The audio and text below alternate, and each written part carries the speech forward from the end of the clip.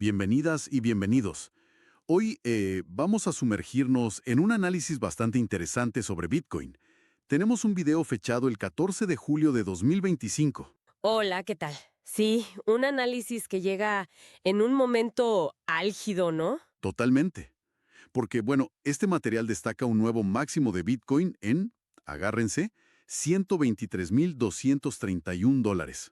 Uf, impresionante. Y recuerda predicciones que ya mencionaba la fuente antes, como esa llamada de compra que hicieron en $16,000. Sí, sí, me acuerdo. Y la anticipación de superar los $120,000 después de tocar los 90K. Parece que, bueno, por ahora se está cumpliendo. Se está cumpliendo, pero hay peros. El análisis parece que no es solo celebración. Exacto. No todo es lineal. Se observa una volatilidad, bueno, tremenda.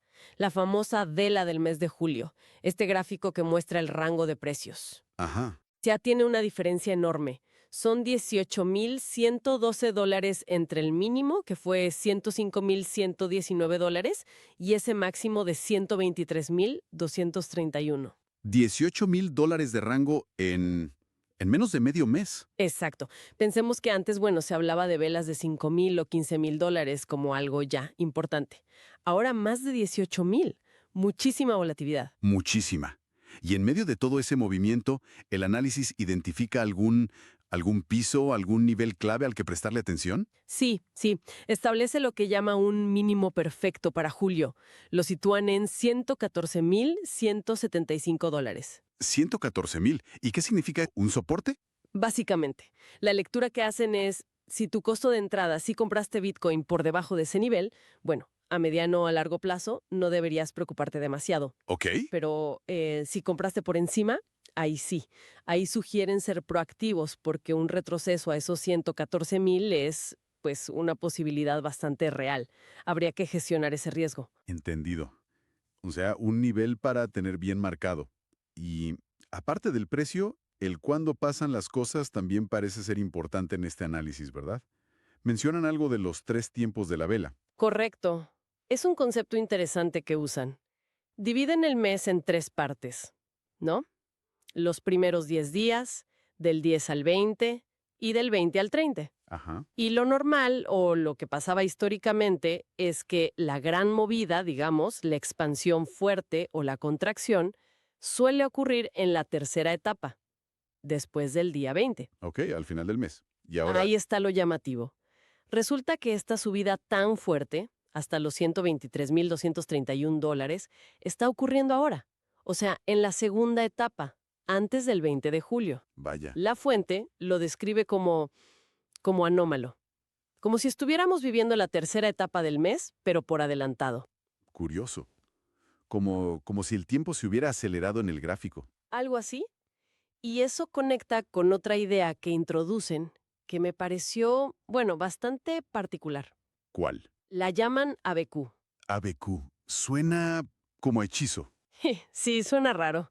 Lo describen como una especie de déjà vu, pero más intenso, más estructural. ¿Y qué significa? En este contexto del Bitcoin. Pues comparan el patrón de precios del último año, digamos de julio 2024 a julio 2025, con un patrón que consideran idéntico, uno que ocurrió antes, ¿Cuándo? entre noviembre de 2020 y noviembre de 2021. Y esa comparación, bueno, les genera bastante cautela. Entiendo. ¿Y por qué cautela? ¿Qué pasó en... Pero, después de tocar los $69,000, vino un retroceso brutal. Cayó hasta los $16,000. Uf. O sea que la preocupación es que la historia se repita. Exactamente. Ese es el fantasma del ABQ. Si este patrón idéntico se cumple hasta el final, la fuente sugiere que podríamos ver una corrección fuerte y estiman un posible piso alrededor de los $70,000. ¿70,000? Que sería volver cerca del punto donde rompió fuerte la última vez, ¿no? Cerca de los 69K anteriores. Justo. Volver a esa zona de ruptura previa. Ese es el temor que plantea el análisis con esta idea del ABQ. Comprendo. El miedo a que la historia rime. Y no para bien.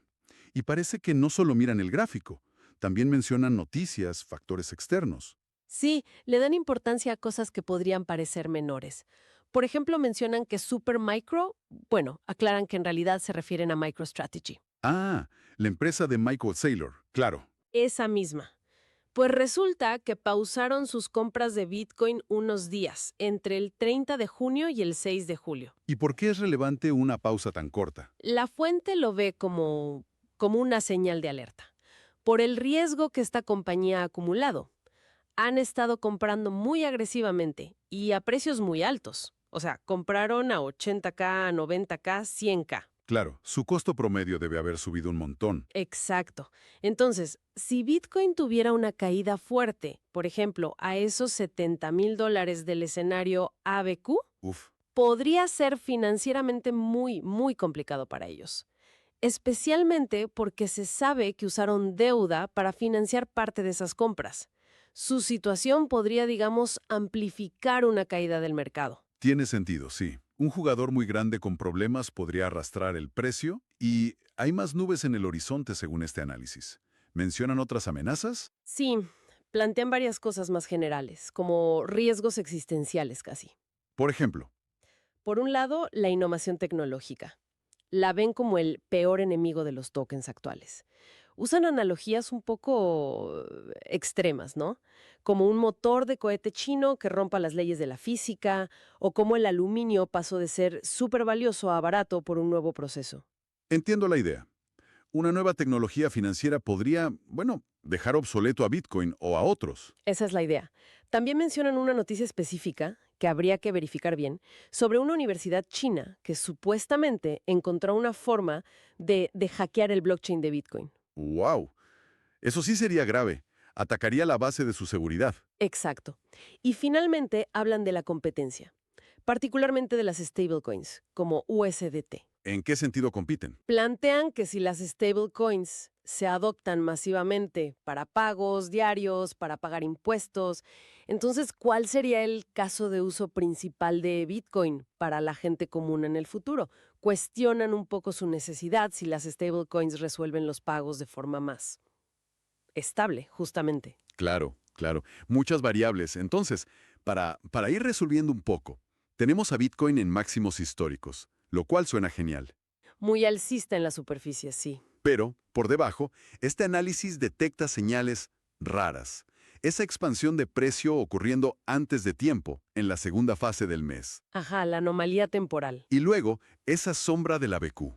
Ese patrón histórico que recuerda una caída muy fuerte en el pasado. El miedo a la repetición. Ya a eso le sumamos factores externos. La situación delicada de un comprador gigante como MicroStrategy. Y estas amenazas más, bueno, fundamentales, ¿no? Tecnológicas, de seguridad, de competencia. Exacto. Todo eso junto. Parece que el mensaje central del análisis, a pesar del precio récord, es de cautela. O incluso de alerta máxima, ¿no? Yo diría que sí. Alerta máxima. Y nos dejen con una pregunta flotando. Una dualidad muy interesante. ¿Cuál sería? Pues esta. Si la subida fuerte está pasando fuera de tiempo, significa que es solo el calentamiento para una tercera fase del mes aún más explosiva.